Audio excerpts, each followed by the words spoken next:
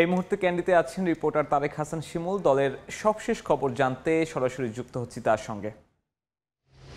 শিমুল, কলম্বো থেকে পাহাড়ের শহর ক্যান্ডিতে আমরা আছি। বাংলাদেশ দল সন্ধ্যায় এসেছে গতকালকে এবং আজকে স্থানীয় সময় 8টায় অনুশীলন করবে বাংলাদেশ দল। তার আগে দুই ক্যাপ্টেনের প্রেস কনফারেন্স রয়েছে। তৃতীয় ওয়ানডে যেটি আসলে সিরিজ নির্ধারণী ম্যাচে পরিণত হয়েছে, অনেকটা ফাইনাল ম্যাচ।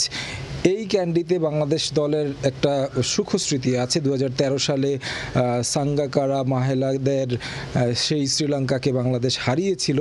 সেই পুরনো সেই স্মৃতিকে পুঁজি করে বাংলাদেশ এই যে একটা নতুন একটা দল তৈরি হয়েছে এবং কি তারা যে শেষ ম্যাচটা জিতেছে ওই রিদমটা ধরে রেখে জয়টা ছিনিয়ে নিতে পারে কিনা বা সিরিজটা নিজেদের করতে পারে কিনা সেটাই আসলে দেখার বিষয় রয়েছে। পাশাপাশি বলতে হয় দলের যে অবস্থা, সেক্ষেত্রে আমরা যেমনটা দেখেছি আলোচনা হচ্ছিল শান্তকে নিয়ে।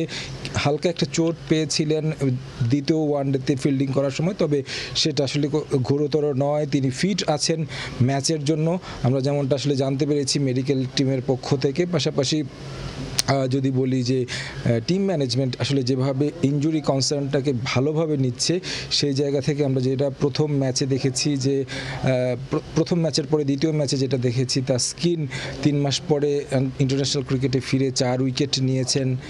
কিন্তু দ্বিতীয় ম্যাচে তাকে ড্রপ করা হয়েছিল, কারণ ছিল হচ্ছে মূলত আবার যেন ইনজুরিটা মাথাচাড়া না দেয় সেই কারণে। এখন শান্তর যে হালকা চোট রয়েছে সেটা আসলে খুব বেশি বিষয় নয়। তারা আসলে টিম ম্যানেজমেন্ট আসলে বলছেন যে তিনি ফিট আছেন ম্যাচ খেলার জন্য এবং তিনি আছেন দলের সঙ্গে। তবে যদি কোনো ধরনের নতুন সিদ্ধান্ত নেয়, আসলে ইনজুরি যদি পরবর্তীতে যেন মাথাচাড়া না দেয়, সেক্ষেত্রে হয়তো বা তাকে ড্রপ করা হতে পারে। তবে সেই ক্ষেত্রে নাইম শেখ রয়েছেন টপ অর্ডার ব্যাটসম্যান, তিনি আসলে মূলত ওপেনার, হয়তো বা 3 নম্বর পজিশনে তাকে দেখা যেতে পারে।